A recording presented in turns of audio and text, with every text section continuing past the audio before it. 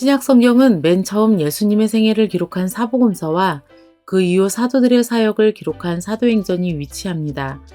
그리고 그 이후에 바울 서신과 일반 서신, 마지막으로 요한계시록 순서로 배치되어 있습니다. 그런데 마태복음이 가장 먼저 쓰인 걸까요? 아닙니다. 오늘날 신약 성경의 순서는 구약과 마찬가지로 기록 순서가 아니라 유형에 따라 배치되었습니다. 그렇다면 신약 성경은 어떤 순서로 기록된 걸까요? 사복음서는 예수님이 승천하신 이후 바로 기록된 것이 아닙니다.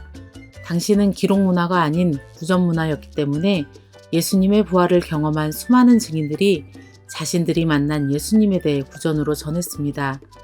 하지만 시간이 흘러 많은 증인들이 세상을 떠나고 더 이상 구전으로 남길 수 없자 붓을 들어 기록으로 남겨진 것입니다.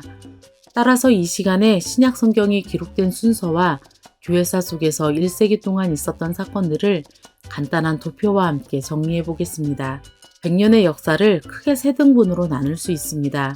앞에 30년은 예수님 중심의 역사, 가운데 30년은 사도행전이 쓰여진 기간이고 그 기간 중에 앞부분은 베드로를 중심으로 유대인 중심의 사역 기간이고 뒷부분은 바울을 중심으로 한 이방인 중심의 사역 기간으로 볼 수 있습니다. 그리고 그 이후의 30년은 사도 요한 중심의 역사 기간으로 볼 수 있습니다.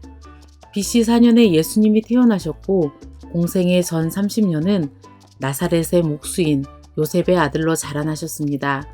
그리고 30세가 되시던 해에 세례 요한에게 세례를 받으시고 공생애를 시작하십니다. 그리고 4번의 유월절이 지나는 3년 동안 천국 복음을 전하시는 공생애 사역을 하셨습니다.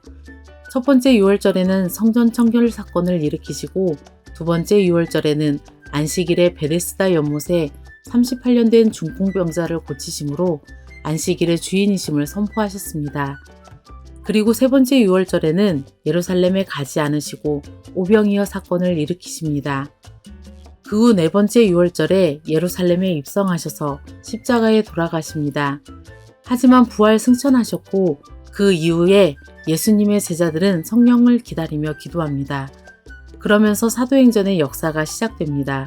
열심히 모여서 기도하던 제자들은 오순절에 성령 강림 사건을 경험하고 교회가 시작됩니다.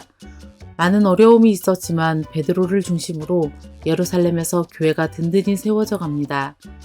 그러다가 스데반의 순교로 교회는 이방인에게로 확장됩니다.